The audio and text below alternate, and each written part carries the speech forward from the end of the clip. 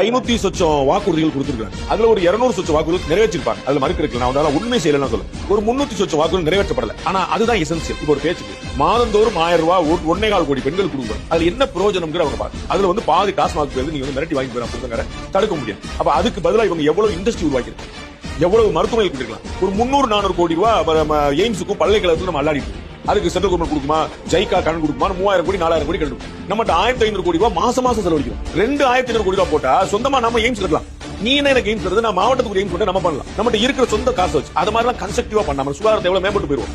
புரியுங்களா? அப்ப கல்வியில பல்கலைக்கழகங்கள் எவ்வளவு அதெல்லாம் அப்படி விட்டுட்டு ஒரு செலவழிக்கிற விஷயமா பண்ணிட்டு 2 மாசத்துக்கு ஒருக்க எடுக்கக்கூடிய ஈபி ரீடிங்க 1 மாசத்துக்கு ஒருக்கா மாத்துறாங்களா? அதுதான் நமக்கு பிரயோஜனப்படக்கூடியது. கல்வி கடன் ரத்து பண்ணுவேன் பண்ணாங்களா? அதுதான் நமக்கு பலன் தரக்கூடியது.